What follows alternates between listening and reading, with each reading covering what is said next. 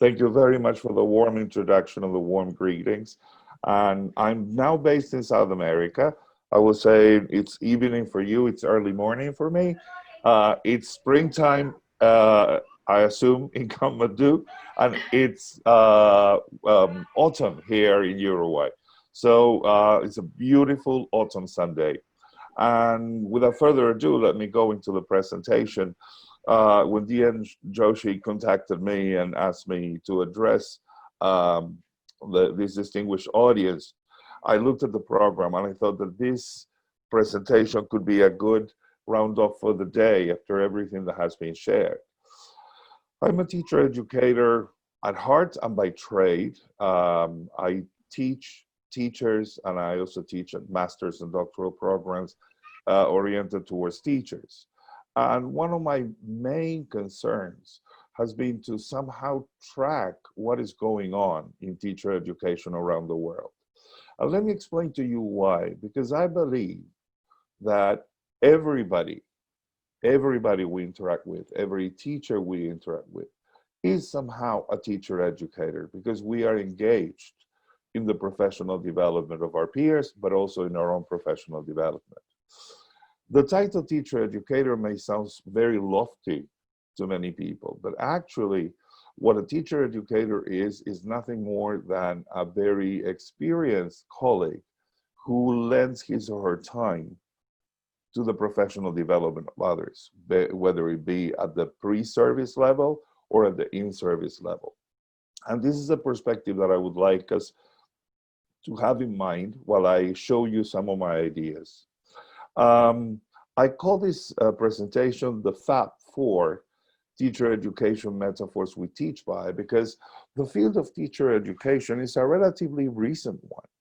Whereas other sciences and other humanities have a long-standing tradition of centuries of development, ours didn't start until the 19th century. In some parts of the world, in other parts of the world, it was much later, right? And somehow a century and 20 years is not a long time for a profession to be consolidated, right? So the situation we have nowadays is pretty much like this. How do we become a teacher of teachers? And I would like to stray away from other terminology and pick up this terminology by Malderes and Wedel, who call teacher educators or teacher trainers teacher of teachers. Karen Johnson says that teachers are learners of teaching, so I like this teacher of teachers or taught more than teacher educator or teacher trainer, which may have different connotations. The truth is that around the world, the way one becomes a teacher of teachers depends on the context in which one is.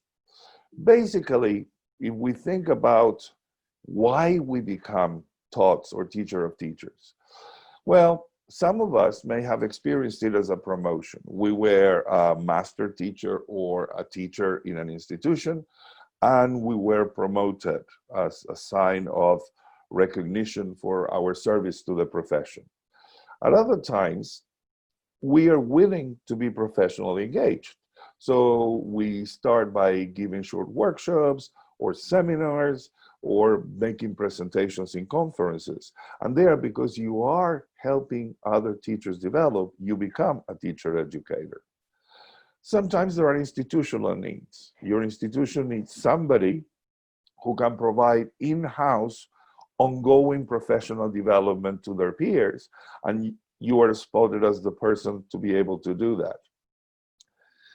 Other venues into teachers is doing postgraduate work. Something I do not quite agree with in the current situation, where we see many people who do their BA, immediately they engage in their MA, and immediately they do their PhDs or MDs, and then they become teacher educators in graduate schools. And what happens there is there's not a significant amount of involvement in the practical side. And we're going to see how this has consequences to how we do our task. Sometimes there are changes in institutional roles. As organizations develop, and the topic of professional development becomes a pressing one for many people, particularly in the context we are now, where we need to grapple with new technology, we need to find new and alternative ways to actually promote learning in students. You may veer from being just a teacher to being a teacher who helps other teachers, even if temporarily. Others, some of us may have a vocation for this, and we prepare ourselves to become teachers of teachers. It's the same way as other colleagues become administrators, and other colleagues choose to stay in the classroom and become excellent teachers. And many times, and this was at least particularly my case, because there was no one else. Looking around, you couldn't find a teacher educator, a teacher of teachers, and you have been called into the role. Well, that is quite a daunting experience. And I'm sure that many of us can relate to this problem, where all of a sudden we are thrown in at the deep end, and we have to do something for which we have not been prepared. We have been prepared to be language teachers, not necessarily teachers of teachers. And there's a difference between being an excellent language teacher, who knows a lot of different frameworks for teaching, and then being somebody who mediates or supports the professional development of a colleague. It's two different kinds of learning. And when we come to that position, how do we get there? Well, the first thing is we get there with baggage. Whenever we become a teacher educator, we bring with us everything that we have done in the classroom so far. And that baggage stays with us. We don't take it away. It's like our go-to survival kit whenever we find a difficult situation teaching teachers. We also have our own learning biographies, not just learning the language, how did we learn English that we now teach, but also how we were as students. All those little things, like whether you misbehaved in the class or whether you were a really studious student, whether you were creative or dedicated, all those things will impinge on the way, the style of teaching teachers that you choose. There's also your experience as a teacher itself, who has given you a thorough background on what works and what doesn't in the particular context of the schools where you work, which is not necessarily the context of the schools where your student teachers are going to learn. That baggage also includes theory, right? And there are two kinds of theories that we espouse. First, we can talk about public theories, the ones we get through our training, pardon me, our education. This is the theory that we get from books, the theory that we are taught when we go to university or to teacher training. So we have that, which is one of the points of the compass that we use. But then we also have private theories, theories that come from our learning biographies and experience that help us survive in the classroom. So we know what works, I'm putting inverted commas here, and what doesn't work. Some of those theories are implicit. That is to say, we do things guided by certain principles, but we are not aware that we are doing that. Others are explicit. We can say, explain how we do something. And if you've ever found yourself in a position of having to explain why you do something in a certain way, you can see the tension very clearly between implicit and explicit here. Then we have histories. There's a wonderful concept in sociocultural theory called the funds of knowledge. And that is all the informal education that you get from the moment you're born and you bring with you because your family brought you up in a certain way. Those histories also impinge on what you value at the moment of teaching. And this applies not just for teaching teachers, but also teaching the language. So this has to do with beliefs, this has to do with values, and this has to do with predispositions. Are we prepared to share, or are we there to show our expertise, or are we there to provide a service? All those things come from your history, your funds of knowledge, and they are derived from your family upbringing. We also come with ways of doing. Each of us develops our own way of doing things. Why? Because we may learn a lot of theory, we have a lot of experience in the classroom, we may have many different experiences, and what happens is we find a comfort zone. This comfort zone is the place where we teach, knowing that what we are doing is good, that the students are learning, and that we are getting our results, the results that we expect. Now, those ways of doing may become fossilized after a while, and we tend to repeat them over and over again, and they remain unquestioned until we become reflective teachers of teachers. When you are thrown in at the deep end, in general, you don't have time to engage in reflection. It's more of a reactive role, the one that you have. So we can say that we come to teaching teachers in default. We bring the default settings, if you wish, I'm part of the computer metaphor here, of what happened to us as a teacher educator. So in the same way that we tend to replicate the ways we were taught, we tend to replicate the ways we were trained or educated as a teacher. That is what I say, that we come with ghosts behind the blackboard. And who are those ghosts?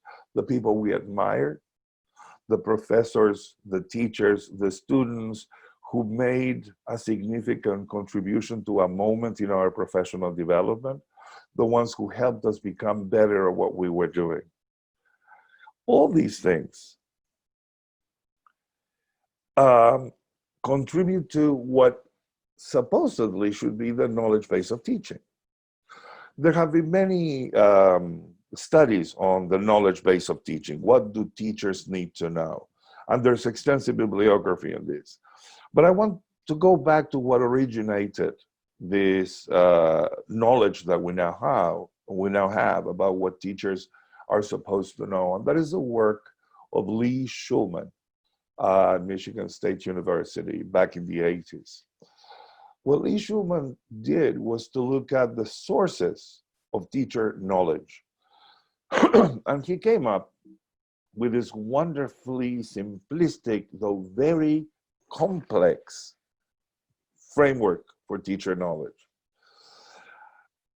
What he said is that teachers need to know their subject, teachers need to know the context in which they teach, and they also need to know the students that they teach. And they also need to know the pedagogy. But if you take each of those separately, each of those kinds of knowledge separately, you are not really a teacher. Say you have always been in love with the language or languages, and you love to learn languages, and you think you like to teach languages. So you get to a moment where you have developed full proficiency in a certain language, and you want to study more.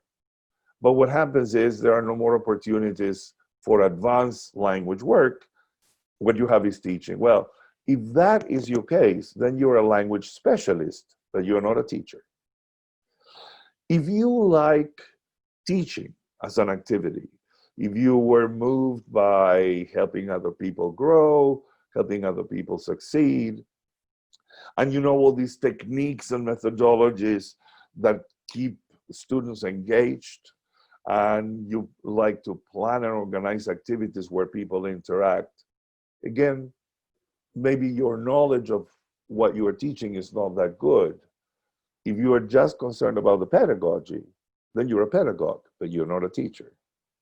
And if you're more concerned with making a difference in your students' lives or contributing to your society in the belief that education is the only way out of poverty and the only way of liberating people who are somehow oppressed, then you are not a teacher either. You are just a social activist. What a teacher does is the three roles through a particular kind of knowledge that Lee Schulman called pedagogical content knowledge. Pedagogical content knowledge is a synthesis of all those other knowledges, which implies that a teacher knows how to teach a certain content to a certain group of students at a particular time using particular methods that are effective. That pedagogical content knowledge is not developed overnight. And guess what? We cannot teach you pedagogical content knowledge. We cannot write about pedagogical content knowledge because it is a synthesis of three things that Malderes and Wedel called knowing about, that is the theory, then knowing how, those are the techniques. But there's one kind of knowledge that is only derived from the experiences of applying knowing about and knowing how in the classroom. And that is knowing to. Many times I get asked, what is knowing to? Isn't it knowing how? And it's not, it's more intuitive. It's a kind of knowledge that is the residue of having done something professionally. This, as I said, Malderes and Wedel, and I have all my references in the last transparency. So when we are thinking about becoming a teacher of teachers, we have to position ourselves and actually think, do we know about the language, the methodology for teaching the language, the social contexts in which the language is taught? Do I have experiences that I can resort to, the knowing to, pardon me, to be able to inform my practice?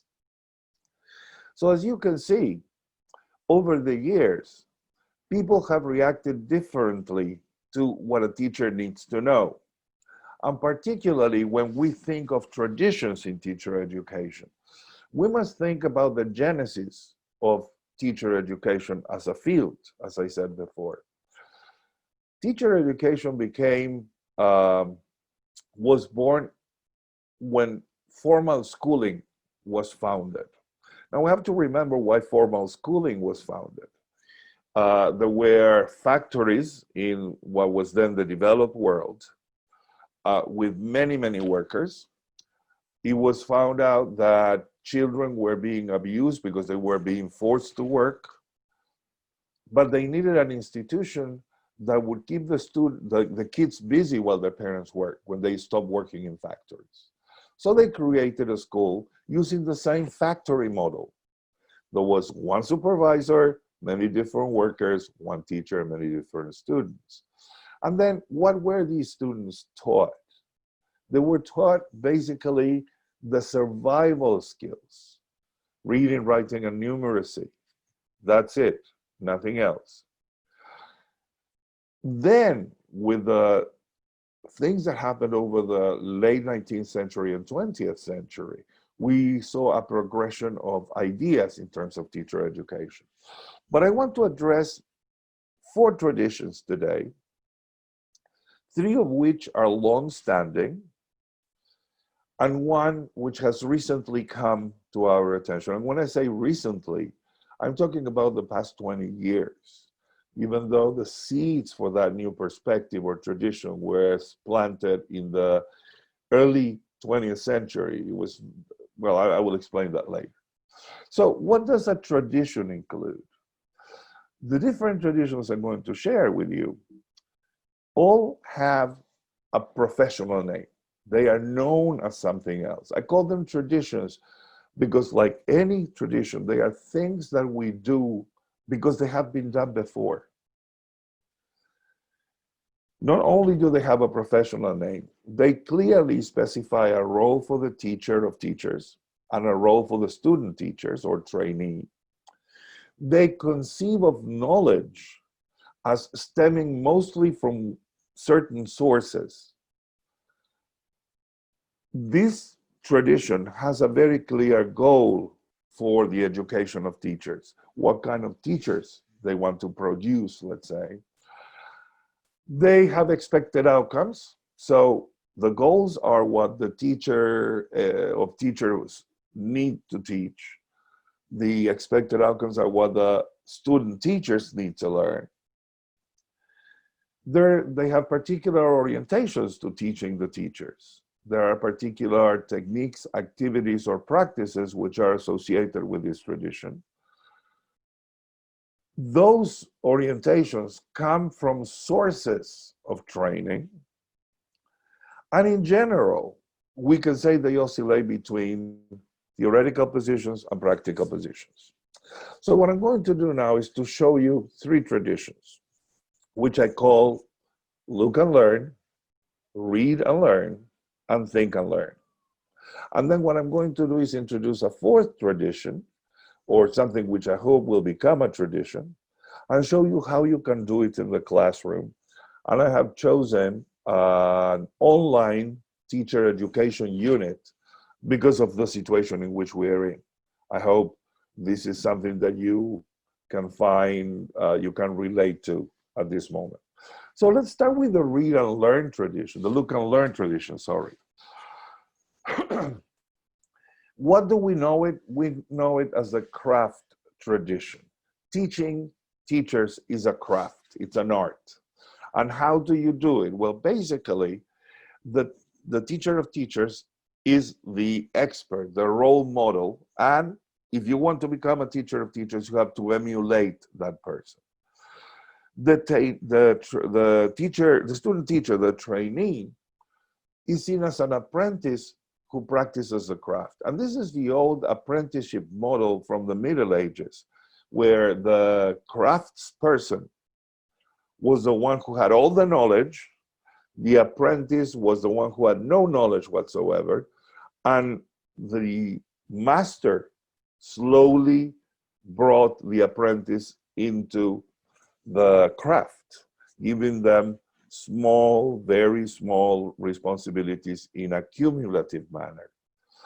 So the knowledge base of this look and learn tradition is that knowledge about teaching is a fixed body, a fixed set of techniques or methods or approaches that have worked over time.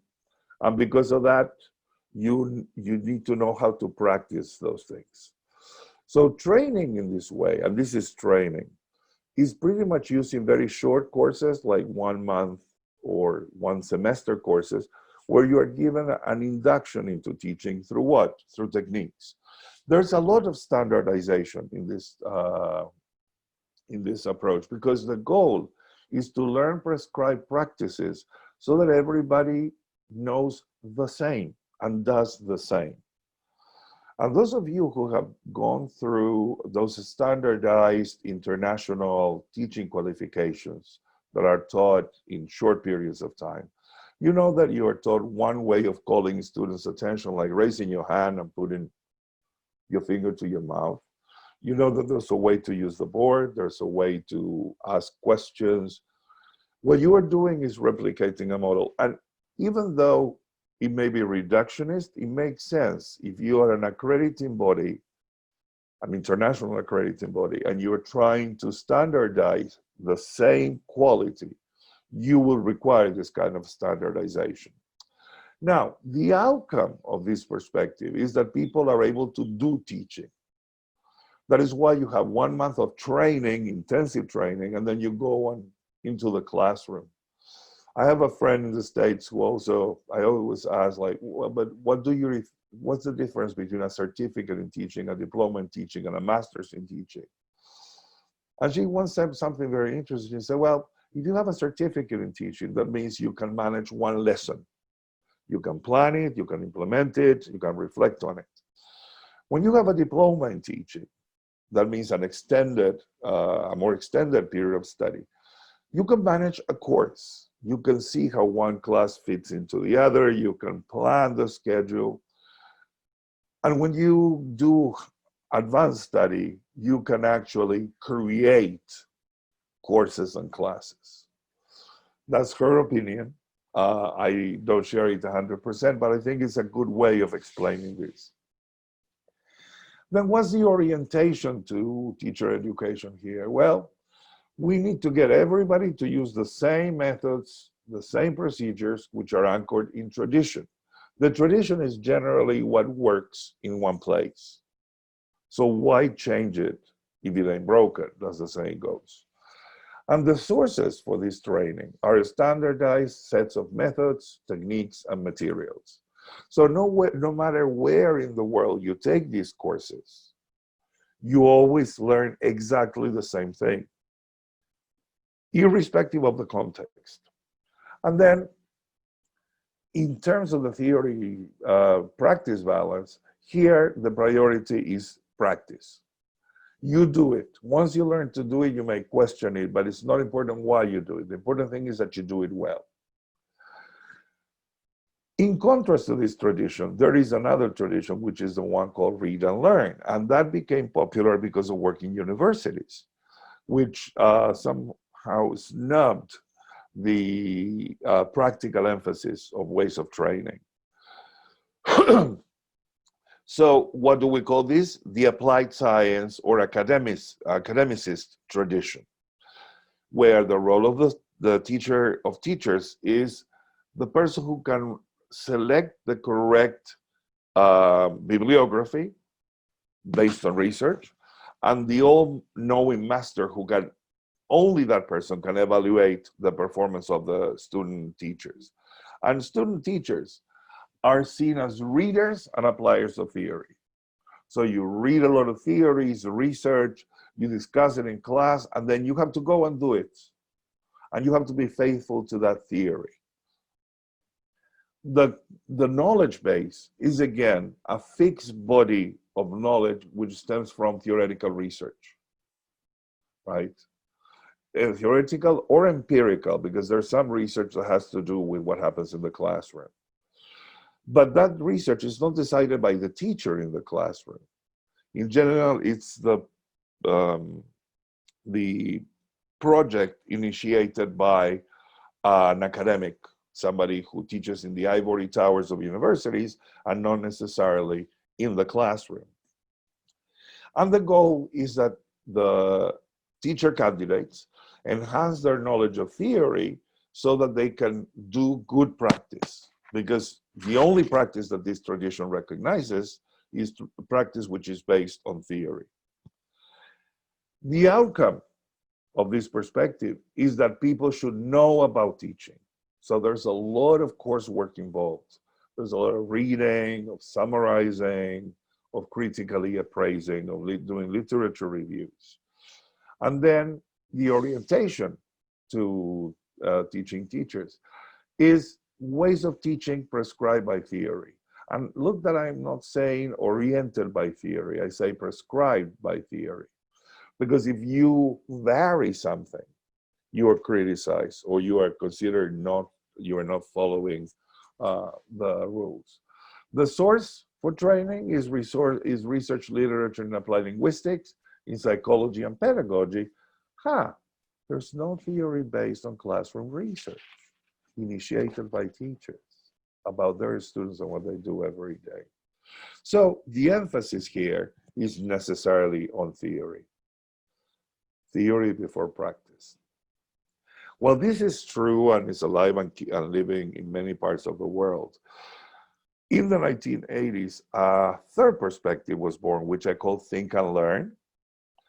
And thanks to the work of Donald Schoen on the reflective practitioner, the reflective tradition was born. For the first time, we had something that brought together theory and practice in teacher education. So the teacher of teachers is a facilitator, a model of professional reasoning. So what you do is a lot of thinking out loud and showing how the professional teacher thinks. There's the trainee of the teacher candidate is a practitioner who researches his or her own practice. So there's a lot of inward looking. You, of course, take knowledge not as something that is given to you, but something that is built by you. So there's personal experience and empirical and theoretical research, permeated by the practices that are associated with the empirical and theoretical research. And the goal of this orientation is to enhance reflection in action, that is to say, while you are teaching, and on action, which means before and after teaching, so as to improve both teaching and learning. And this is an important thing. For the first time, this tradition incorporated the teaching and learning equation, and not just the teaching equation. So somehow this perspective, this tradition, decentered the profession.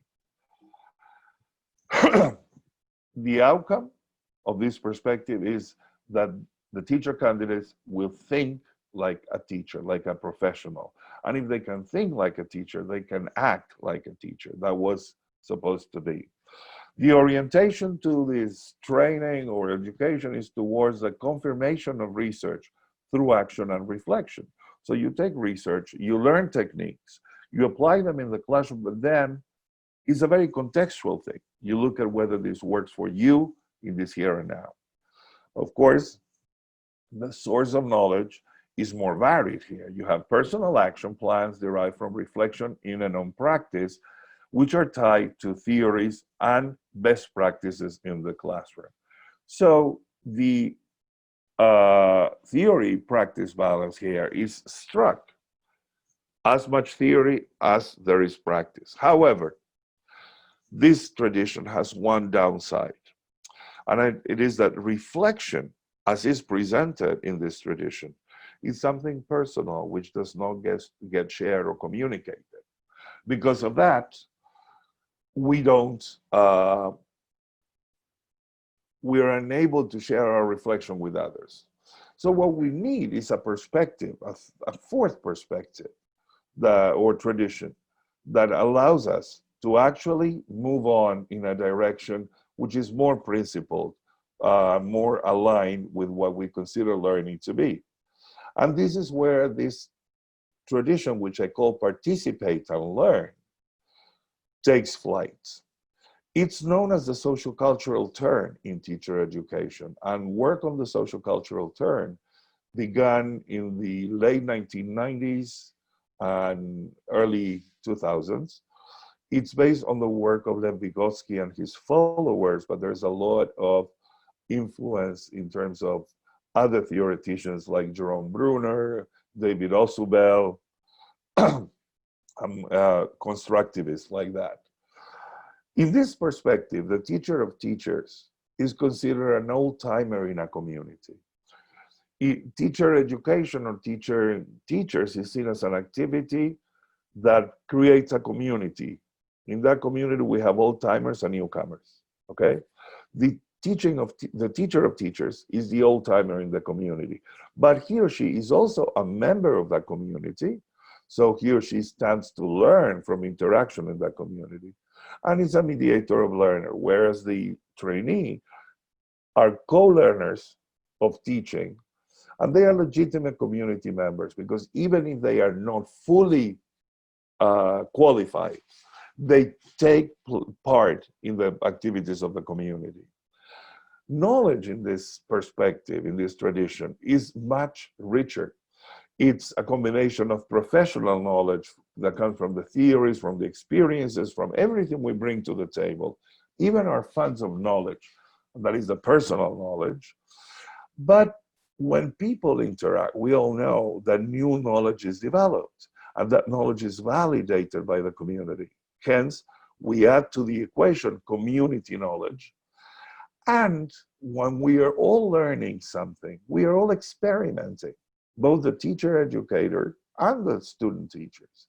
So there's somehow exploratory knowledge.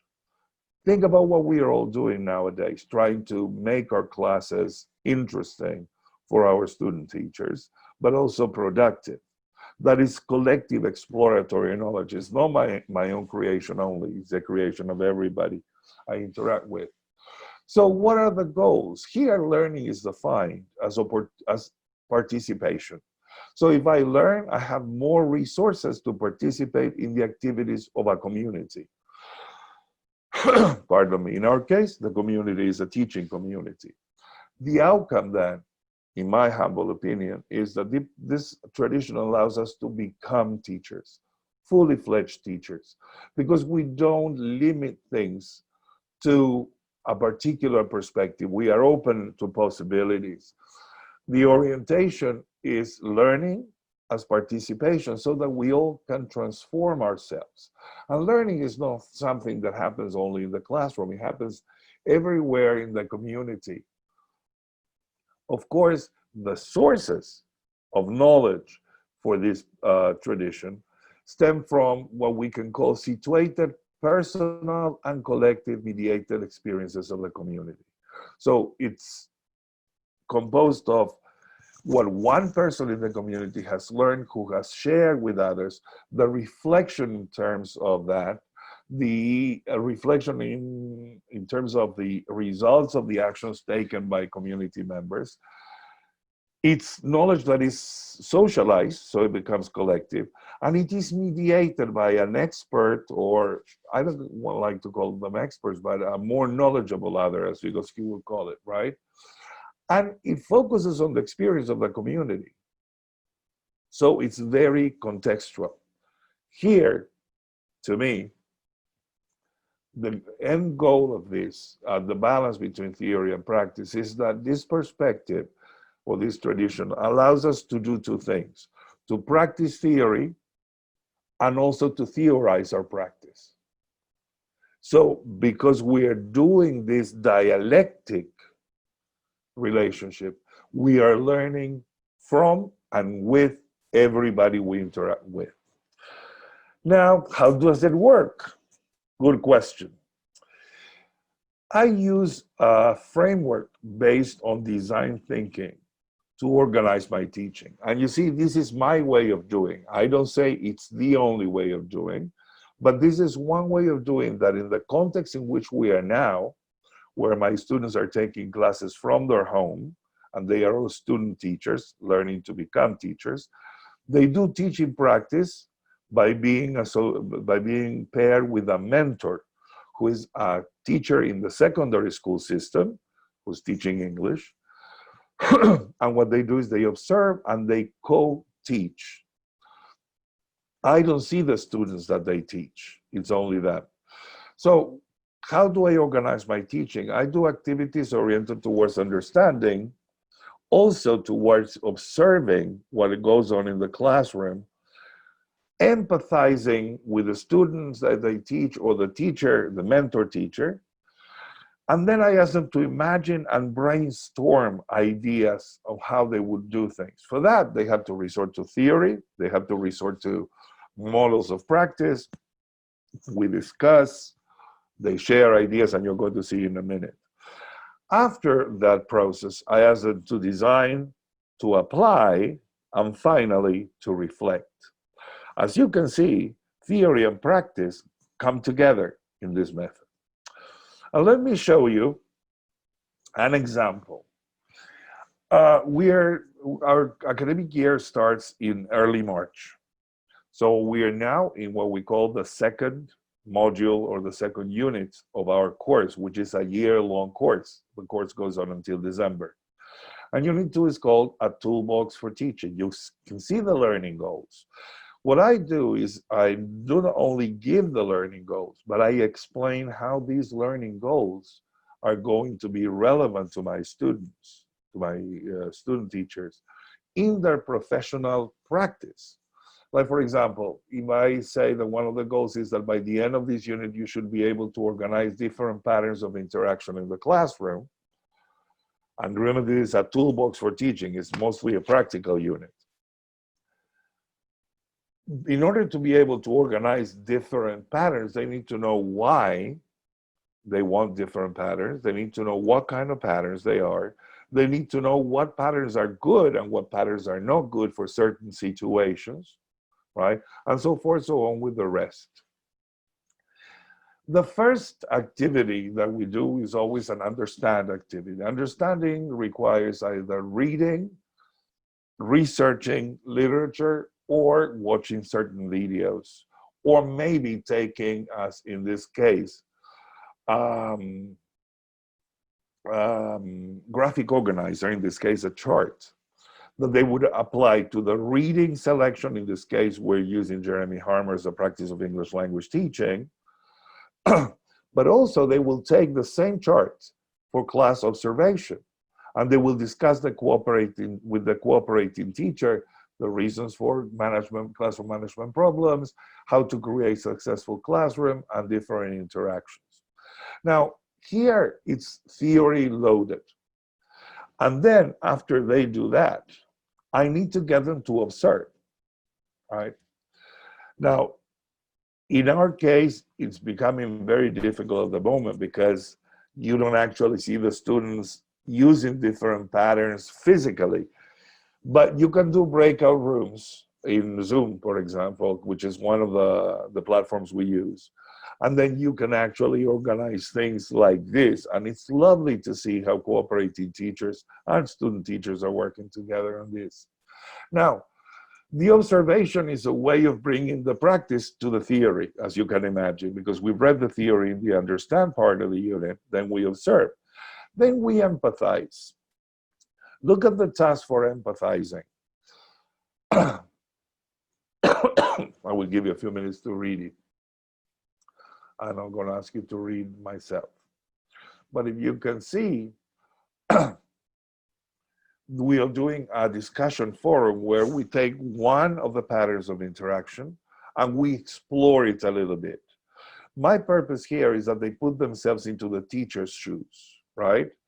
And the teacher is a cooperating teacher in the public secondary school. And after they have empathized, they have observed, and they have understood, it's time for them to have a go at it. Now, I'm not going to put them out on a limb. We do this in a controlled way, in a controlled and supported way. Well, I asked them to read something else. This is from a book that I co-wrote with Leslie Painter Farrow called Lessons Learned. And in the third chapter, we talk about establishing a learning community in the classroom from a very practical perspective, right?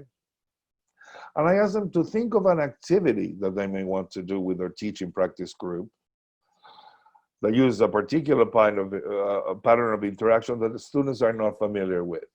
And then to consider the principles that we discuss in that chapter. In that chapter, we talk about the principle of Ubuntu, which means a particular way of building community. Ubuntu is an African concept, and it means I can do it because of you, and you can do it because of me. So it's not that in our community there are leaders and lesser people.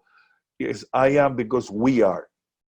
And it's a very powerful thing. And I want to transmit the same thing because they have to talk about different classroom management issues, bringing things from theory, bringing things for practice, but also their own reflection about what goes on in their teaching practice group. The last three moments are the design, try out, and reflect. And as you can see, they have to do something in the classroom with by being allowed by the cooperating teacher. But in order to do that, they do a design. The design is shared with the class, right? And with the cooperating teacher for feedback. Changes are made, and then they try it out. This is fundamental. We're talking about community members. The cooperating teacher is an old-timer as well. A kind of old-timer that I am not. I may be the old-timer for the more theoretical part.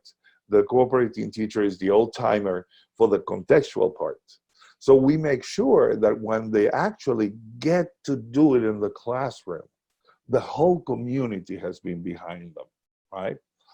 And of course, the last bit is a reflection.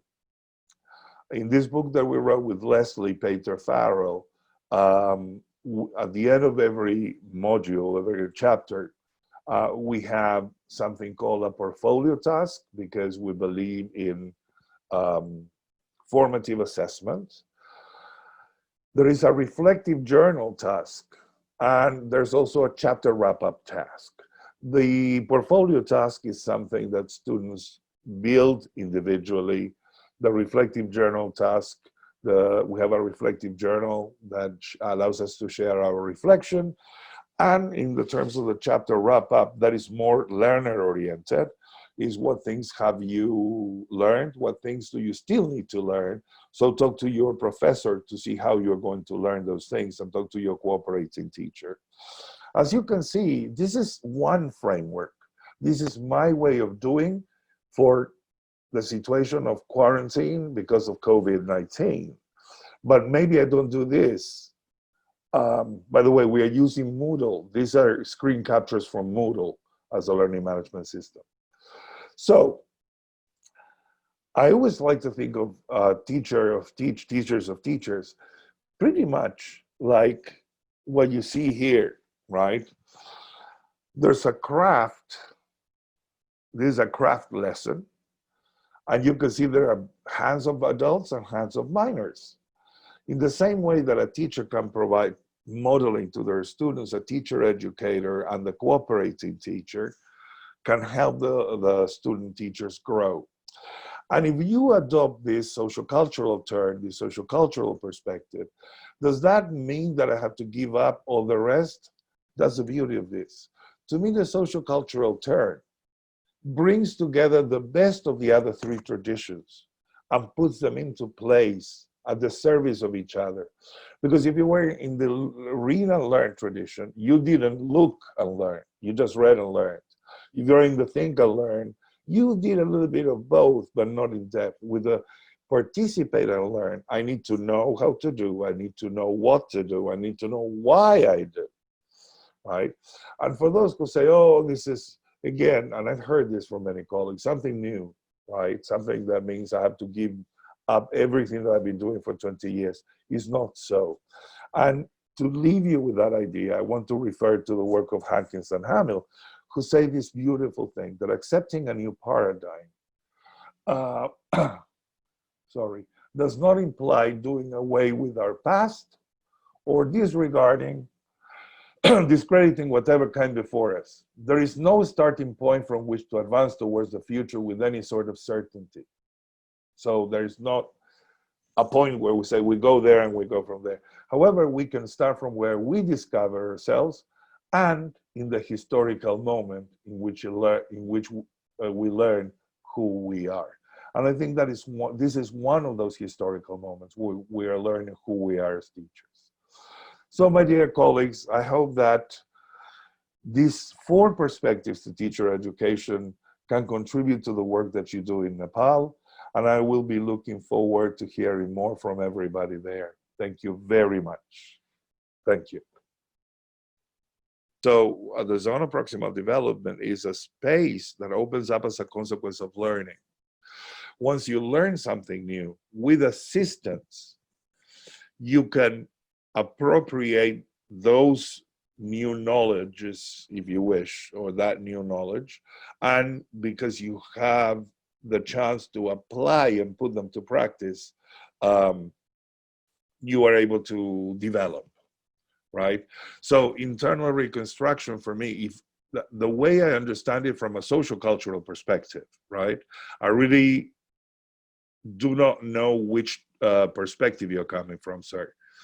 It would be measured as a dynamic interaction. It's not something that is measured as an end product, because by definition, within a sociocultural perspective, teaching and learning are dynamic and ever evolving, right? One never stops learning, one never stops teaching. It's an ongoing dialectical relationship, right? That has to do with mostly a perspective that Vygotsky espouses, which he calls obuchenia, and that means teaching learning, if you wish. If I were to translate that from the Russian to English, I would say teaching learning is an ongoing process where I'm interacting with you, I'm trying to teach you something new, you're showing me that you can learn, that you have learned something. So you are teaching me about teaching as well, about my teaching. And when I see that you're ready, I give you another challenge and I see what you can do. This is dynamic assessment. The other concept, I'm sorry, I'm not familiar with, so I'm not going to talk about. The way I see it, and this is of course my personal view, is that there are many ways of educating teachers. These four traditions are the ones that have been respected, extensively practiced, extensively researched, and even though they all have failings, they all have advantages, and they have remained in the field. The field still is there. So we have the classic and the innovative. And that is why the fabulous four, these are four ways in which we can train teachers, educate teachers, develop teachers. Okay, That is why the metaphor. Any more queries?